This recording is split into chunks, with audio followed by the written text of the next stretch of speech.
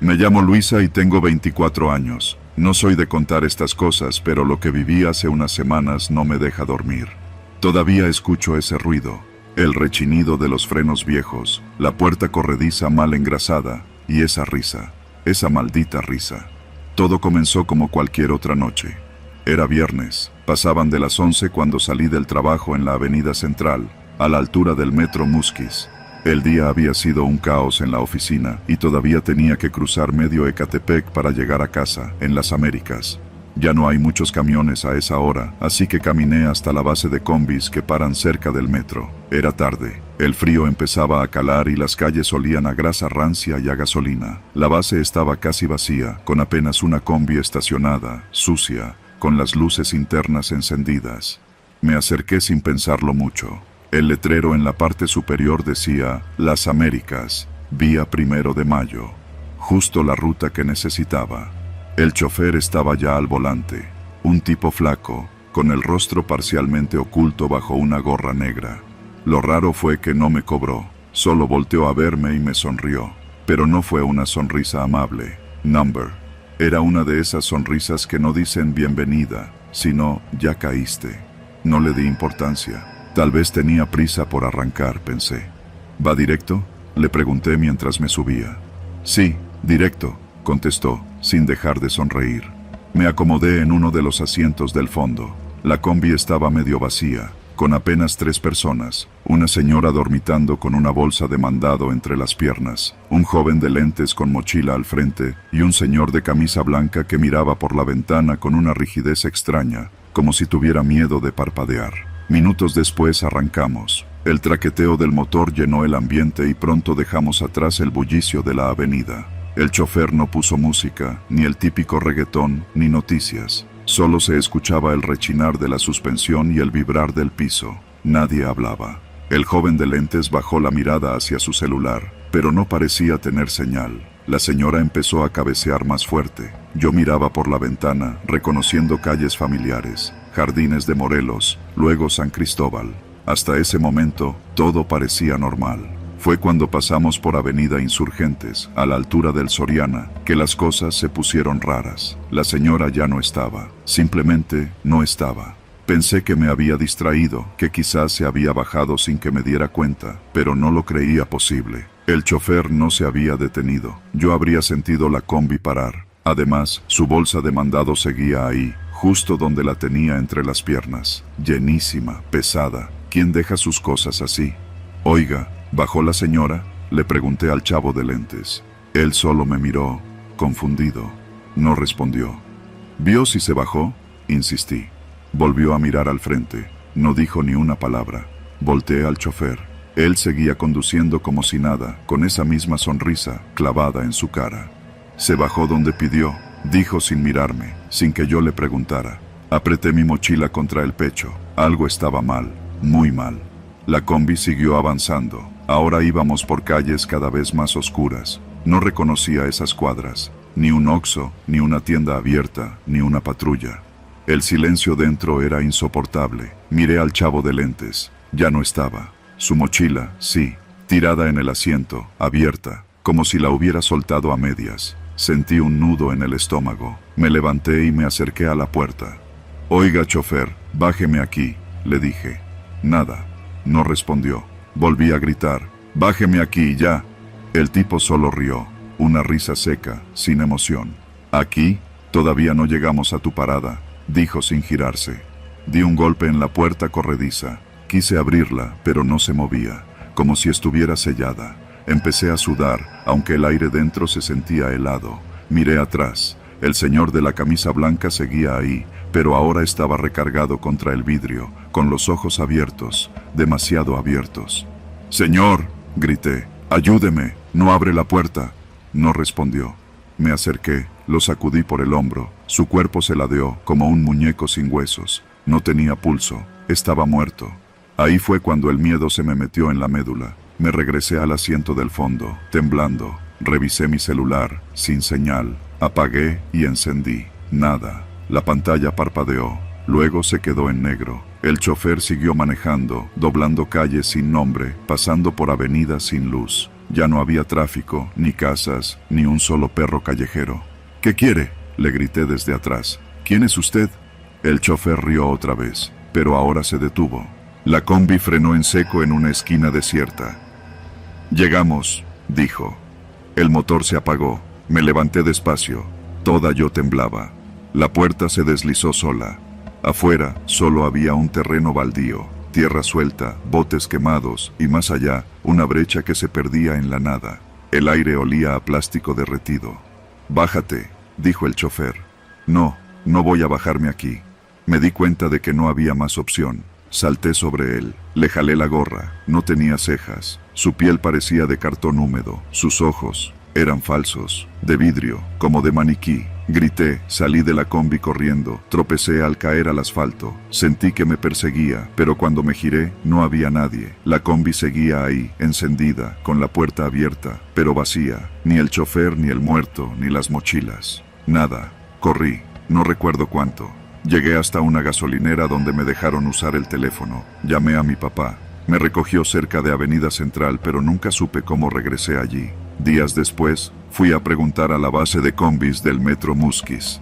Nadie conocía al chofer que describí. Nadie recordaba una unidad que pasara tan tarde por esa ruta. El chavo de lentes nunca apareció, ni la señora. El señor tampoco. Revisé noticias, nada. Desde entonces, ya no tomo combis. Prefiero caminar o esperar hasta que alguien me recoja. Y aunque intento no pensar en eso, cada que escucho el rechinido de una puerta corrediza, siento que todo va a repetirse. Y a veces, cuando estoy por dormir, escucho la risa. Esa risa sin alma, como un eco que viene desde algún lugar de Ecatepec. Desde el fondo de una combi que nunca debí abordar.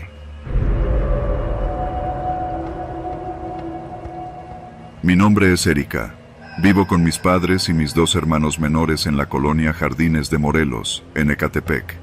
Aquí la vida siempre ha sido complicada, pero nos hemos acostumbrado. Hay baches que llevan más años que yo, postes sin luz que nadie arregla y casas que se levantaron con puro esfuerzo y tablas recicladas. Hace cosa de unos meses, el suministro de agua se volvió intermitente. Al principio eran 1 o 2 días sin servicio, luego una semana entera. Las autoridades no daban respuestas claras, solo decían que era por mantenimiento o por baja presión. A veces salía un hilito lodoso del grifo y eso era todo. La gente empezó a depender de pipas para bañarse, lavar, todo. Nosotros también. Mi papá consiguió el contacto de un señor que ofrecía agua más barata que las pipas oficiales. Se llamaba Manuel. Era un tipo grande, moreno, con la voz ronca de tanto fumar. Su pipa era vieja, amarilla, sin placas, con manchas de óxido por todos lados, pero cumplía. Llegaba puntual, llenaba el tinaco, cobraba en efectivo y se iba. A nadie le importaba mucho de dónde sacaba el agua. Mientras llegara, todo bien, hasta que empezó a oler raro. La primera en notarlo fue mi mamá.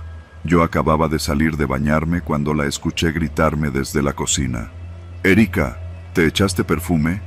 «No, ¿por qué?» «Pues huele raro, como a medicina». No le di importancia. Me sequé el cabello y me fui a dormir. Pero al día siguiente, cuando mi hermano se bañó, se quejó de lo mismo. «Apesta, ma, como a hospital». Mi papá se burló de él, dijo que seguro no se había enjuagado bien, pero el olor no se fue. Al contrario, cada día era más fuerte, como una mezcla de alcohol, medicina vieja y algo más espeso, más profundo. Mi mamá lo describió mejor. «Huele a formol». Yo solo conocía ese olor por las clases de biología. En la prepa nos mostraron un corazón de cerdo conservado en un frasco. Ese era el olor, imposible de olvidar. Alguien lo comentó en el grupo de WhatsApp de la cuadra y resultó que no éramos los únicos. Al menos 5 vecinos más que compraban agua a pipas informales decían lo mismo: olor a formol. Uno hasta bromeó con que nos estábamos bañando con agua de muertos. Pero no era un chiste. La señora Toñita, que vive 2 casas adelante, fue la primera en enfermarse. Le dio una infección horrible en la piel.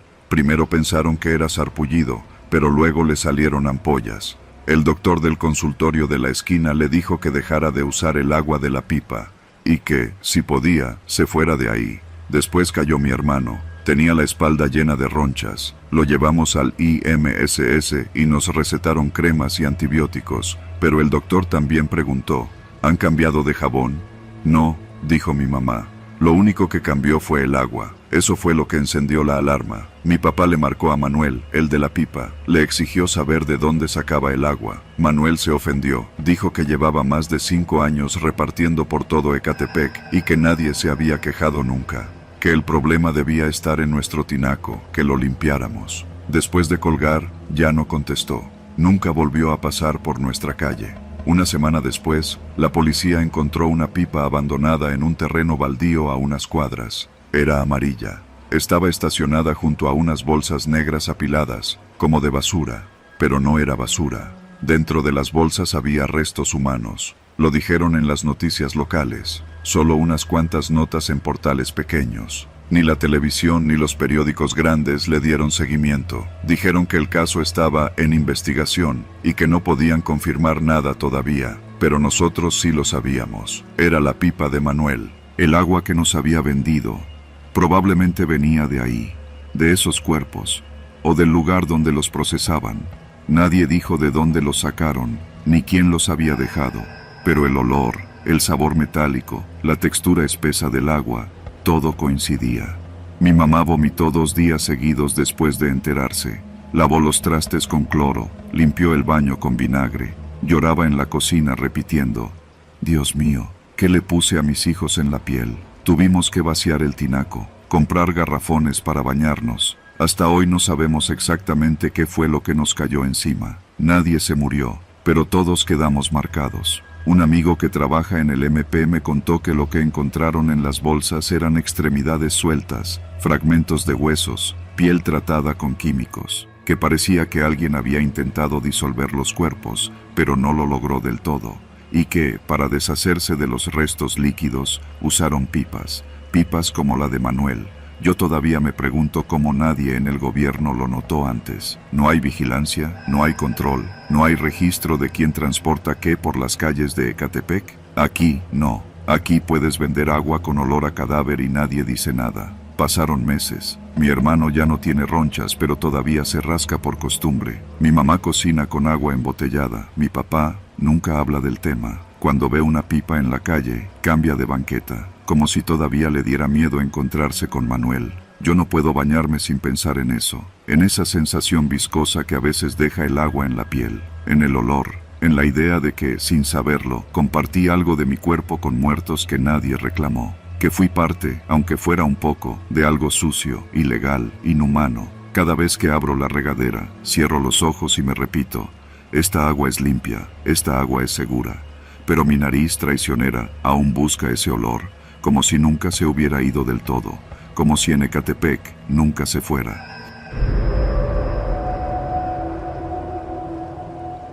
Me llamo Laura, tengo 23 años y vendo dulces en el metro desde que tengo memoria. Empecé con mi mamá cuando era niña y después de que ella enfermó, me tocó seguir sola. Vivo en la colonia Ciudad Azteca, en Ecatepec, y cada mañana tomo el metro desde la terminal, línea B, para ir recorriendo vagón por vagón rumbo a Buenavista. Sé moverme, cuándo subirme, cuándo bajarme, cómo mirar y cuándo callar. Nunca me había pasado nada. Hasta ese día. Eran como las 8 de la mañana cuando subí con mi mochila llena de dulces y unas paletitas que había preparado en casa. Siempre trato de no llevar la mochila tan pesada, pero esa mañana sentí que pesaba más de lo normal. Pensé que era porque la llené de más, que había metido un paquete de más de mazapanes o algo, así que no le di importancia. Hice lo de siempre, me subí al vagón, esperé a que cerraran las puertas y empecé con mi voz fuerte de vendedora. Buenos días, disculpen la molestia, traigo dulcecitos a 5 pesos, cualquier variedad, para el antojo o para el estrés. Me fui abriendo paso. Algunos compraban, otros me ignoraban como si fuera parte del paisaje. Cuando llegué a Plaza Aragón, bajé y esperé el siguiente tren. Ahí fue cuando noté que algo goteaba dentro de mi mochila. Sentí algo mojado en la espalda. Me quité la mochila rápido, pensando que se me había reventado una botella de refresco o de chamoy, pero no. Cuando la puse sobre la banca de concreto y la abrí, me quedé sin aire. Era un bebé, un recién nacido. envuelto en cinta adhesiva gris como si fuera un paquete, y sobre la cinta, escrito con marcador negro, estaba mi nombre, Laura. Sentí que el tiempo se congeló. No lloraba, tenía los ojos cerrados, su carita estaba morada, como si le faltara el aire. No entendía nada, nada. Miré a mi alrededor, con la boca abierta, esperando ver una cámara escondida, a alguien riéndose, pero nadie. Solo gente esperando el tren, mirando sus celulares o perdiendo el tiempo como siempre. Me metí al baño de la estación como pude, cerré con seguro y coloqué al bebé sobre el lavamanos. Lo envolví con una camiseta que traía en la mochila y le quité lo más que pude de la cinta. La pielcita se le levantaba, tenía marcas en el cuello, en los brazos. Todavía respiraba, pero apenas. Llamé al 112 desde mi celular, temblando, y les dije que había encontrado un bebé abandonado en los baños de Plaza Aragón. No les dije que estaba en mi mochila. Me dio miedo. No sabía qué iba a pasar. Lo único que me repetía una y otra vez era: ¿quién demonios hizo esto? ¿Por qué a mí? En menos de 15 minutos llegaron policías del metro, una paramédica y luego una patrulla. Me hicieron muchas preguntas, muchas. Inventé que lo había encontrado tirado en una bolsa en la entrada de los baños, que lo traje adentro porque me dio miedo que se lo robaran, lo que fuera para que no sospecharan que lo llevaba yo. Me dijeron que el bebé iba a sobrevivir, pero que tenía signos de haber sido maltratado. Un oficial me miraba con desconfianza, no me dejaba de ver, me preguntaron si estaba embarazada, si era mío, yo juraba que no sabía nada. Me dejaron ir, pero antes de que saliera, uno de los policías me detuvo y me dijo: «Una cámara captó cuando abriste la mochila. El bebé venía ahí. ¿Segura que no sabes nada?». Me le quedé viendo, sin responderle. Esa noche no dormí, y la que siguió, tampoco. Me quedé pensando, y una y otra vez volví a revisar en mi cabeza cómo había terminado esa criatura en mi mochila. Nunca la dejé sola, ni la bajé al suelo. Siempre la traigo colgada en la espalda o en el pecho, como me enseñó mi mamá. Así que, alguien me la metió en la mochila sin que me diera cuenta. Pero, ¿cuándo? ¿Dónde? ¿Y por qué a mí? Pasaron 3 días. Dejé de ir al metro por miedo a que me fueran a detener. Me quedé en la casa de mi tía, en la Florida, para que no me encontraran. Apagué el celular, pero no podía dejar de pensar en eso. Así que una noche decidí regresar a la estación. Llegué a Plaza Aragón a las 11:30, cuando ya no hay tantos pasajeros. Caminé entre los puestos cerrados, me acerqué al área de los baños y me quedé observando. No sabía qué buscaba, solo algo. Y ahí fue cuando la vi. Una mujer parada afuera de los baños, morena, delgada, con el pelo teñido de rojo. Cargaba una mochila igualita a la mía. Me observó desde lejos, no me quitaba los ojos de encima, sentí un vacío en el estómago, me acerqué un poco, fingiendo revisar mi celular, y ella sonrió. Una sonrisa que no era de burla ni de simpatía, era una sonrisa hueca, como si no tuviera alma. ¿Tú eres Laura?, me preguntó. No respondí. «Cuidaste bien al bebé, ya no me sirve». Me dijo eso como si hablara de un perro, o de un trapo viejo, y luego se fue, caminando hacia las escaleras, perdiéndose entre la gente. No la seguí, no pude, me temblaban las piernas. Solo recuerdo que me senté en el suelo y me puse a llorar como nunca, porque en ese momento entendí todo. Me habían usado para mover un bebé por el metro, sin que nadie sospechara. Me usaron como mula, no para drogas, para un bebé vivo, y sabían mi nombre, sabían quién era yo. Tal vez me habían estado observando desde antes, viéndome día tras día subir con mi mochilita a vender dulces. Ya no regresé a vender, me metí a trabajar limpiando casas en la del Valle. El metro me da miedo, me dan miedo las mochilas, la gente que no conozco, las mujeres con pelo teñido. Pero cada vez que alguien me pregunta por qué dejé de vender en el metro, les digo la verdad, porque una vez llevé algo en la mochila que no era mío, algo que lloraba sin hacer ruido, algo que traía mi nombre escrito encima, y todavía no sé quién me lo dejó, ni si volverán a dejarme otro. Soy mecánico, pero no como los que arreglan tu coche por rumbos de las Américas o en algún taller cerca del Soriana. Yo trabajo en lo que algunos llaman el fondo del fondo, donde el aceite no es lo más sucio que te puede manchar las manos, donde los carros no se reparan, se borran del mapa. Todo empezó con una llamada. Eran como las 10 de la noche y ya me estaba quedando dormido viendo un video de carros en llamas. Me marcó el puerco, un güey al que le arreglaba todo tipo de fierros desde hacía más de 5 años. Nunca preguntaba mucho y eso me mantenía con vida, pero esa noche fue diferente. Hay un encargo urgente, me dijo. Unos güeyes de la Florida dejaron un coche a medias. Ocupamos que lo tengas listo para mañana. No lo abras, solo trabaja lo que te diga el plano. Ese era el acuerdo. Yo soldaba lo que me mandaban, ocultaba lo que me decían y no preguntaba ni madres. Pero cuando llegué al taller, supe que esta vez era diferente. El taller donde trabajo no está en una calle visible. Está por los rumbos de Jardines de Morelos, pero escondido detrás de una bodega abandonada. Para entrar tienes que mover 2 láminas oxidadas que parecen desechos, pero ocultan una puerta de fierro con candado doble. Nadie pasa por ahí, nadie mira. Cuando abrí la puerta, el olor fue lo primero que me golpeó. No era solo el típico aroma de grasa, gasolina o metal fundido. Era otra cosa, algo que olía a podredumbre mezclada con cloro. El tipo de hedor que se te pega en la garganta. En el centro del taller estaba el coche. Un Jetta negro, sin placas, con la cajuela levantada y el cofre sostenido por un gancho. Tenía marcas de bala en las puertas, y todo el costado derecho estaba fundido, como si se hubiera incendiado pero sin dejar cenizas. Había algo raro en el marco del coche, una especie de mezcla en la soldadura que no reconocí de inmediato. Fui a la mesa de trabajo. Encima estaba el plano. Era un dibujo técnico con las zonas marcadas donde debía reforzar la estructura, tapar los orificios y cambiar las bisagras. Lo extraño era la nota en la esquina.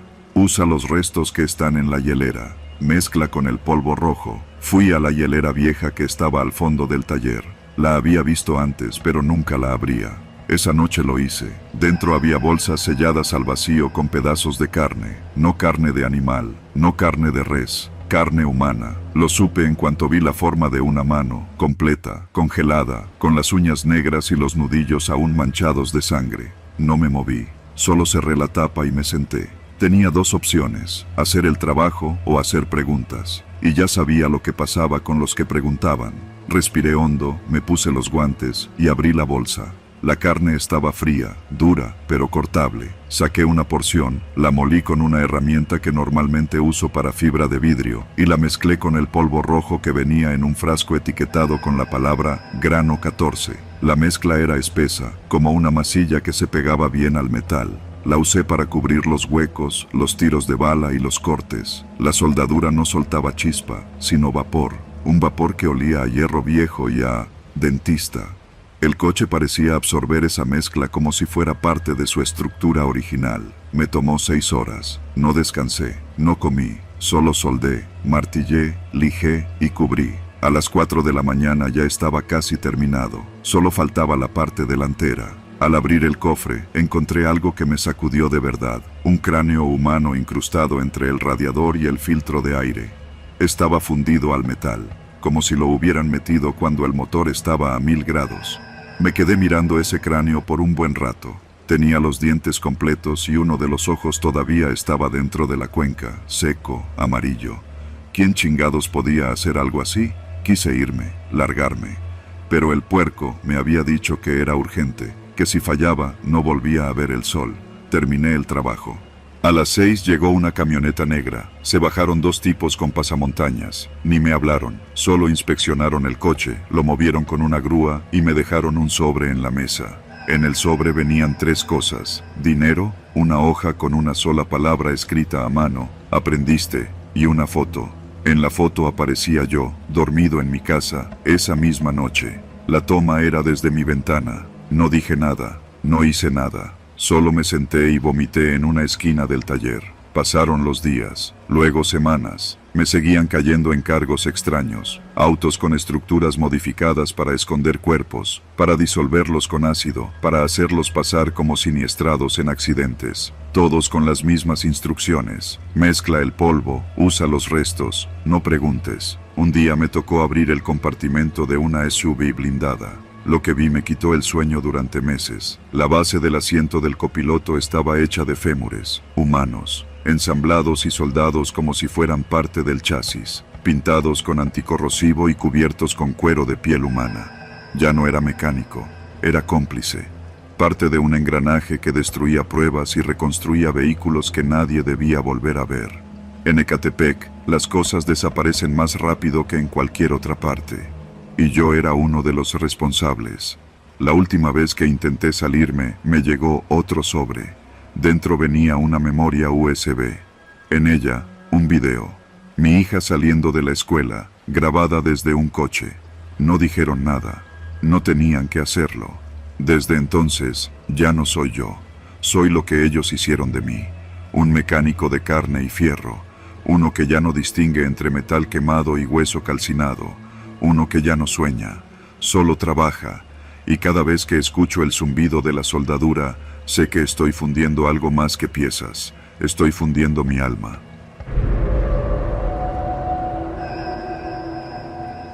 Trabajo como repartidor desde hace casi 3 años. Uso moto, casco y chaleco reflectante. No tengo horario fijo, pero suelo aceptar los pedidos nocturnos porque son los que menos competencia tienen. Poca gente quiere andar por las calles de Ecatepec después de las 10 de la noche. Yo tampoco quiero, pero la necesidad es más fuerte que el miedo. Esa noche era como cualquier otra. Eran poco más de las 11 cuando acepté una última entrega antes de irme a casa.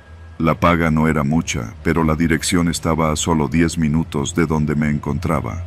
No tenía sentido decir que no. La orden venía de una taquería en la avenida Central. Tacos de suadero, una torta de milanesa y una coca de vidrio. Nada raro. Lo raro vino cuando vi la dirección del cliente. Calle Eucalipto, Colonia Jardines del Olvido. Nunca había oído hablar de esa colonia.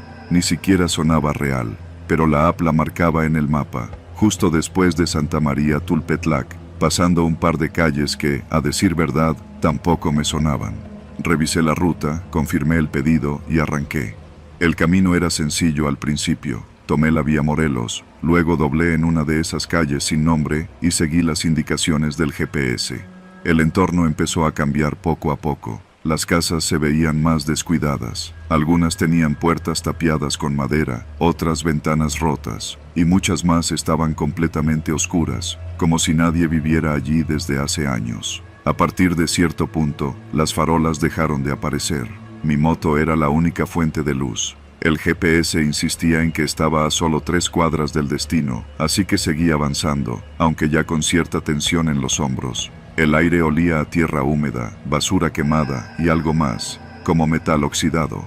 La calle Eucalipto no tenía letrero. La reconocí porque el mapa me dijo que ya había llegado. Las casas en esa calle eran todas iguales, de 2 pisos pero con los vidrios estrellados, paredes llenas de grafitis y maleza creciendo en los patios. La número 23, el número del pedido, era la única que tenía luz. Un foco amarillo colgaba sobre la entrada, oscilando con el viento. Era la única señal de vida en toda la cuadra. Me bajé de la moto y revisé el pedido una vez más. Todo estaba en orden. Caminé hacia la puerta. Toqué el timbre. Nada. Golpeé con los nudillos. Tampoco. Fue entonces que mi celular vibró. Mensaje del cliente. La reja no sirve. Pasa por favor. Estoy en el 2º piso. En circunstancias normales habría dicho que no, pero algo en la manera en que la noche se sentía me impidió pensar con claridad. Tal vez fue el silencio, o la oscuridad, o que no quería quedarme ahí afuera mucho tiempo más. Empujé la puerta y entré. El interior de la casa estaba en penumbras. Había muebles cubiertos con sábanas, polvo en el aire y un olor fuerte a humedad.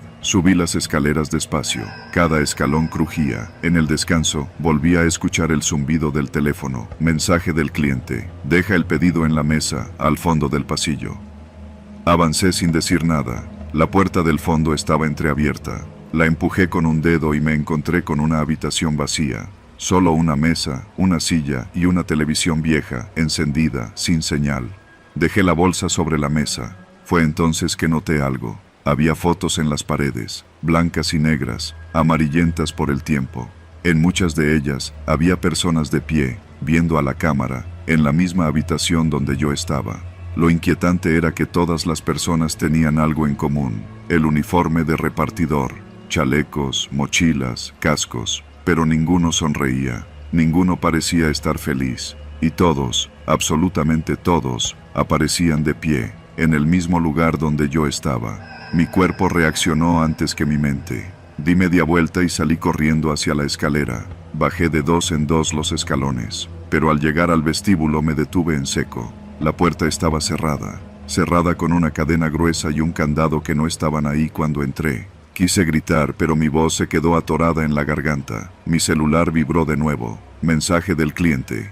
Gracias. Tú sí llegaste temblando. Marqué al número del cliente. Me mandó directo a buzón. Revisé la aplicación. El pedido aparecía como entregado y el cliente ya había calificado con 5 estrellas. No había forma de rastrearlo. Cerré la app, abrí la cámara del celular para usarla como linterna y busqué otra salida.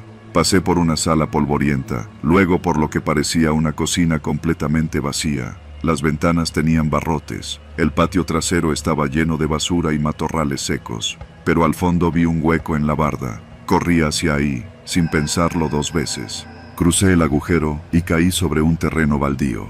Al levantarme me di cuenta de que había salido por la parte trasera de la cuadra.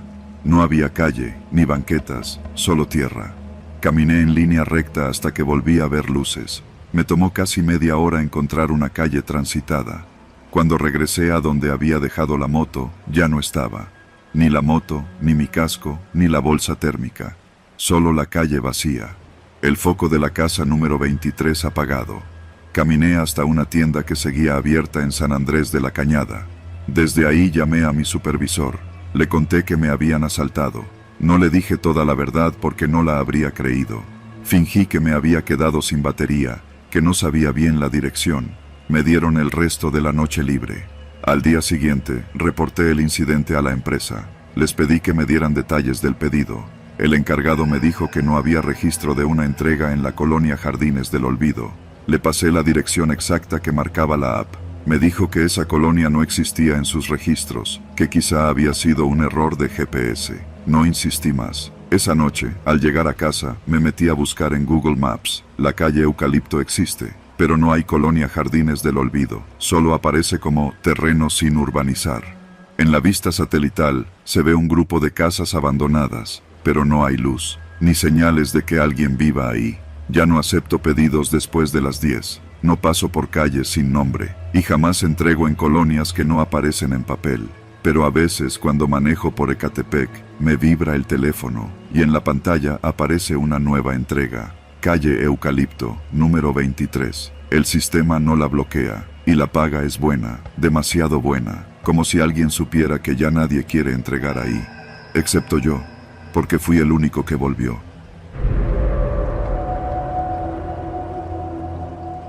No sé cómo empezó todo exactamente. Tal vez fue una idea buena al principio, de esas que nacen por necesidad, pero que se tuercen sin que nadie se dé cuenta. El chat vecinal, ese famoso grupo de WhatsApp que todos los del fraccionamiento Valle de Aragón tenemos, empezó por una simple razón: los robos. Vivo en Ecatepec desde hace más de 20 años, en la misma casa que mis padres me heredaron. Aquí me casé, aquí creció mi hija, y aquí enterramos a mi madre. No es la mejor zona del mundo, eso lo sé, pero es nuestro hogar. Y como todos los que vivimos aquí, ya nos acostumbramos al sonido de patrullas pasando sin hacer nada, a las motos que se acercan con 2 tipos sin casco y con cascos, a las rejas altas, las cámaras que no graban y los candados que no sirven. La idea del grupo nació después de un intento de asalto a la señora Magdalena, una vecina de toda la vida. A plena luz del día, en la calle Emiliano Zapata, la empujaron y le arrebataron su bolsa. Le abrieron la cabeza contra la banqueta. Esa noche, la mayoría de nosotros no durmió bien. El grupo se llamó Vecinos Unidos Valle Aragón, y empezamos con poco: reportes de motos sospechosas, carros sin placas, tipos que rondaban en la madrugada. Éramos como 40 personas, y aunque a veces se salía del control con los memes o los audios chuscos, la mayoría lo tomaba en serio. Incluso hicimos guardias. Se dividieron por manzanas. A mí me tocaba el turno de la noche los martes y viernes, con Don Lupe, el de la tienda, y Hugo, el papá de los gemelos. Durante varias semanas las cosas mejoraron. Hubo menos sustos, más presencia entre nosotros. Nos sentíamos unidos, fuertes, como si por fin le hubiéramos ganado una a la inseguridad. Hasta que empezó lo raro. La primera vez que noté algo extraño fue cuando alguien subió una foto borrosa al grupo. Era una captura de cámara de seguridad. En la imagen se veía una recámara, con una persona durmiendo en la cama. Lo perturbador no era solo lo íntimo de la escena, sino que el mensaje decía: así duermen los que creen que están seguros. Nadie entendió. Algunos pensaron que era una broma de mal gusto, otros que alguien mandó una foto equivocada. Nadie se identificó como el autor. Pasó, hasta que alguien más mandó otra imagen. Esta vez no era borrosa, era una foto clara, nítida, de Hugo durmiendo. Él lo confirmó, con voz temblorosa en un audio que mandó después. Reconocía su recámara, incluso la camiseta de los Pumas que tenía puesta esa noche, pero no sabía quién ni cómo habían tomado esa imagen. Su celular no se movió, y la cámara de su casa no mostraba ninguna entrada forzada. Ese día Hugo no salió de su casa. Dijo que iba a cambiar las cerraduras. A los pocos días se mudó. Desde ahí, todo fue cuesta abajo. Las fotos empezaron a llegar cada noche, siempre entre las 2 y 3 de la madrugada, siempre mostrando a alguien distinto, dormidos, algunos en calcetines, otros con los niños en la cama, otros solos, siempre desde ángulos extraños, como si quien las tomara estuviera parado al pie de la cama, como si respirara junto a nosotros. Un vecino, Tomás, intentó rastrear los metadatos de una de las fotos. Dijo que la imagen había sido enviada desde un número registrado en San Cristóbal, pero con IPs cambiantes. Cada vez que se mandaba una foto, venía de un número distinto, sin foto de perfil, sin estado, sin rastro. Solo enviaba la foto y desaparecía del grupo. Algunos pensaron que era un hacker, otros que alguien del grupo estaba jugando, pero nadie se atrevía a reírse. Era demasiado preciso, demasiado personal, hasta que me tocó a mí. La foto apareció un miércoles, a las 2:23. La imagen me mostraba a mí, dormido en mi cama, de lado, con la cobija hasta el pecho. Mi hija en la cama del otro lado, boca arriba, con la luz tenue del ventilador encendido sobre nosotros. Era mi cuarto, sin duda. Pero lo que me mató de miedo fue verme a mí mismo desde un ángulo imposible. No era una cámara, era alguien de pie, alguien que estuvo ahí. Vomité esa madrugada del puro pánico. Desperté a mi hija y no le dije nada. Nos fuimos a casa de mi hermana en Iztapalapa. Y no volví en 3 días. Cambié chapas, desconecté las cámaras, mandé instalar sensores nuevos. Pero el miedo ya no era a los rateros, ni a los asaltantes. El miedo era a alguien que conocía mi casa por dentro, mis horarios, mis rincones. Las fotos siguieron. Se empezaron a mandar también videos, cortos, de 5 a 6 segundos, siempre con el mismo patrón. Alguien dormido, el lente moviéndose lentamente, como si quien grabara se acercara poco a poco. En uno de esos videos, se alcanza a ver una figura al fondo del pasillo, solo una sombra, inmóvil. Entonces, el grupo se volvió un caos. Algunos querían salirse, otros decían que teníamos que denunciar, algunos se mudaron, pero otros empezaron a tener miedo de dormir. Don Lupe dejó de abrir la tienda. La señora Magdalena mandó un mensaje diciendo que ya no aguantaba más y se iría con su hija a Texcoco. El miedo se sentía como un gas. Invisible, pesado, tóxico. Dormir se volvió peligroso. Entonces, alguien propuso una solución desesperada: hacer turnos de vigilancia dentro de las casas, cuidarnos los unos a los otros.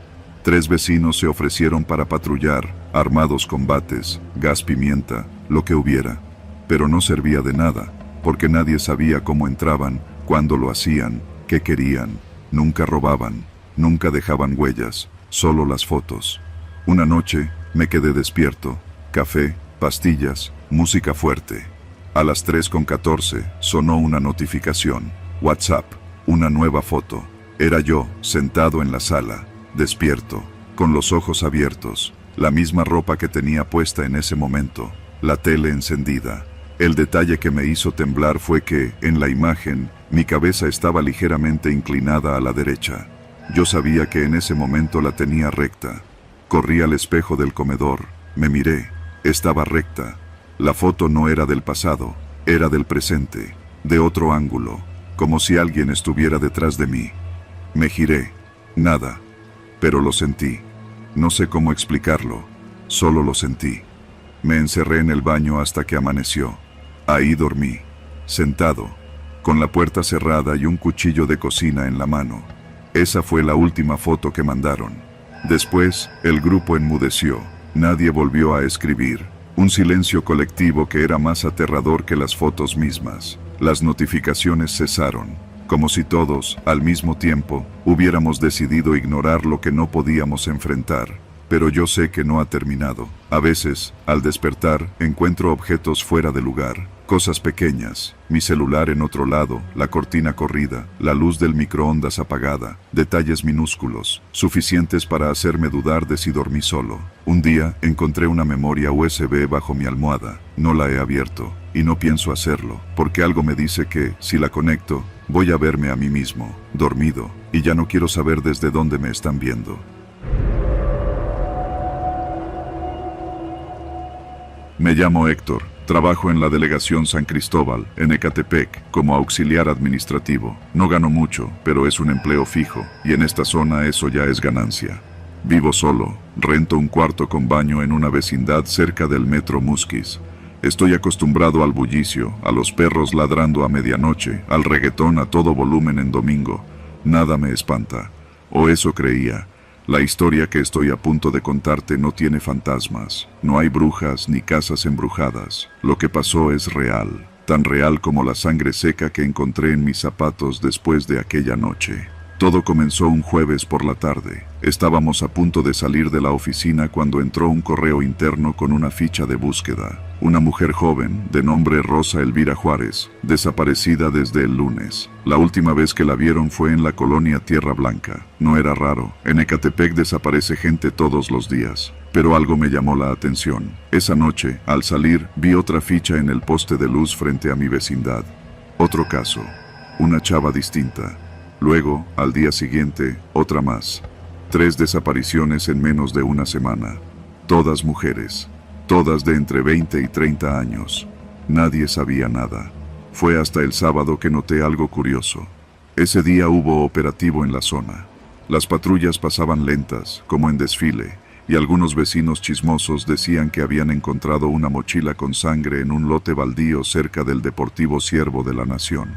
Otros decían que habían hallado restos humanos. Nadie lo confirmaba, pero el rumor corrió como pólvora. Y fue esa misma tarde cuando, por primera vez, escuché hablar del pozole de la señora Trini.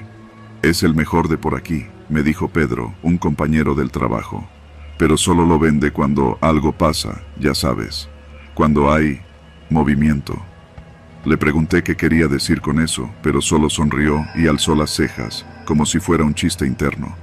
Me dijo que los sábados por la noche, si uno caminaba por la calle Río Bravo, antes de llegar a la tienda de Unosusa, podía encontrar un pequeño puesto con una lona roja y un letrero que decía simplemente, pozole especial. Solo hoy, no me costó encontrarlo. Eran las 9 de la noche y hacía un frío que calaba hasta los huesos. La calle estaba semivacía, y el alumbrado público era tan deficiente que parecía que la luz se escondía. Ahí estaba, tal como me lo describieron. Una mesa de metal, una olla enorme y una mujer gorda, de unos 60 años, con un delantal floreado y un rebozo azul oscuro. Sonreía con los labios, pero no con los ojos. ¿Qué va a llevar, joven? Tengo pozole rojo con sabor especial. Está bien picosito, solo hoy, dijo, como si repitiera un guión aprendido. Pedí uno chico. Ella lo sirvió en un plato de unicel y le puso orégano, lechuga y rábanos con la destreza de quien ha hecho eso durante años. Me senté en una banquita oxidada a un lado del puesto. No había nadie más, solo yo, ella y el burbujeo constante de la olla. El pozole olía distinto, no a pollo, no a puerco. Era un olor más profundo, más denso, como de caldo que lleva horas hirviendo, pero con un dejo metálico que no supe identificar. Tomé una cucharada. El sabor era delicioso, rico de verdad, intenso, especiado, con un picor lento pero constante. El maíz era grande, reventado, perfecto. La carne, suave, sin nervios. Pero entonces ocurrió algo raro. Mordí un trozo que tenía una textura diferente, como cartílago. Lo mastiqué por inercia y me detuve. No sabía mal, pero su forma, su consistencia, no era normal. ¿De qué es la carne, señora?, pregunté, fingiendo interés casual. Mi receta es secreta, pero le aseguro que es carne buena, joven, de la mejor calidad. Su sonrisa era amplia, pero sus ojos no. Me regresó la mirada como si esperara que me tragara la respuesta sin más. Y eso hice. Terminé el plato, le di las gracias y me fui caminando rápido hacia mi casa. Esa noche no dormí bien. Me dolía el estómago y me sentía culpable sin saber por qué. Durante las semanas siguientes, las desapariciones continuaron. Mujeres, siempre mujeres. A veces se encontraban pertenencias, pero casi nunca cuerpos. La policía hacía operativos que no llevaban a nada. Los vecinos murmuraban cosas que nadie quería decir en voz alta. Y el puesto de pozole aparecía solo ciertos días, después de cada nueva desaparición. Una tarde me tocó acompañar a personal de la Fiscalía a verificar un domicilio abandonado en la Colonia Olímpica 68. Íbamos por un reporte anónimo. El lugar era una casa vieja, con rejas oxidadas y las ventanas selladas con madera.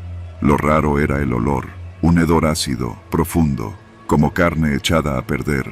Dentro había montones de bolsas negras, una mesa de carnicería y ganchos colgando del techo. Y en una esquina, una olla grande, vacía, con restos de maíz pegados en el fondo. El mismo tipo de maíz que había en el pozole de la señora Trini. Lo supe al instante. Pero eso no fue lo peor. En una caja de plástico hallamos documentos personales, identificaciones, tarjetas del metro, entre ellas una credencial, Rosa Elvira Juárez. El caso nunca salió en la prensa. Dijeron que fue una denuncia falsa, que no había evidencia clara, pero los agentes que entramos ese día sabemos lo que vimos. Y lo más inquietante fue lo último que dijo uno de los peritos, mientras inspeccionaba la olla. Aquí cocinaron carne humana, de eso no tengo duda. Nunca más volví a comer en la calle, y evito pasar por la zona de Río Bravo, sobre todo cuando hay alerta por personas desaparecidas. Porque aunque la señora Trini ya no ha puesto su negocio, dicen que a veces aparece en otras colonias, siempre en la noche, siempre después de que alguien desaparece. Y siempre con su letrero, pozole especial, solo hoy. Yo me llamo Alan, y soy de la secundaria técnica número 68, la que está por la vía Morelos, en Ecatepec. Si eres de por acá, sabes que hay dos cosas que no fallan en esta zona: el tráfico y las broncas callejeras. Y no estoy hablando de los pleitos clásicos de secundaria, de empujones y gritos. Acá hay gente que pelea en serio, hasta con navajas y se arma feo. Y yo decidí hacerme famoso grabando esas madrizas. Todo empezó como un juego. Un día grabé una pelea afuera de los tacos de Don Chema, entre dos morros de segundo que ya traían pique desde hacía semanas. La subí a TikTok con música de corrido tumbado, y se volvió viral. La raza empezó a seguirme, y al poco rato ya me conocían como @Alan-Peleas-Ecatepec. Suena ridículo, pero me empezaron a mandar mensajes para avisarme de en qué calle se armaría la próxima. Y sí, claro que sabía que estaba mal. Pero también sabía que el algoritmo es ciego, y los seguidores no preguntan de dónde sacas las vistas, solo quieren más. Así que seguí grabando. La cosa cambió con una pelea en la esquina de la calle Río Bravo y Avenida Revolución. Era viernes, como a las 2 de la tarde, y varios salimos antes porque el profe de historia no llegó. Me avisaron que 2 de la secundaria Sor Juana iban a darse en la madre, por una morra. Llegué justo a tiempo. Eran 2 chavos, uno flaco con chamarra roja y el otro con un pantalón de mezclilla roto. Se estaban insultando, empujando, y en cuanto uno soltó el primer golpe, todos alrededor empezaron a gritar. Saqué el celular, enfoqué bien, y grabé los 5 minutos más intensos que había visto. Ni un adulto se metió, nadie, solo chamacos viendo y alentando. Esa noche, el video reventó. Lo subí como siempre, con letras de colores, efectos, y hasta una encuesta. ¿Quién ganó? Tuvo más de 500,000 vistas en menos de un día. Pero lo raro fue lo que pasó después. Uno de los que peleó, el flaco de la chamarra roja, ya no volvió a la escuela. Al principio pensé que lo habían suspendido, pero luego supe que ni a su casa había regresado. Creí que era coincidencia. La siguiente semana, otra pelea. Esta vez en un callejón que da al mercado de la Hank González. 2 de prepa. Uno incluso llevaba una cadena colgando del pantalón. Se dieron con todo. Yo grabé, edité y subí. Al día siguiente, uno de ellos desapareció también. Mi cuenta ya tenía más de 40,000 seguidores, pero algo en mí empezó a incomodarme. Los comentarios eran cada vez más raros. Algunos ponían cosas como: ese ya no aparece ni en su salón. Dicen que al último que salió ya lo andaban buscando sus jefes desde el domingo. Tú los mandas, ¿verdad? Al principio creí que era puro cotorreo, pero empecé a notar un patrón.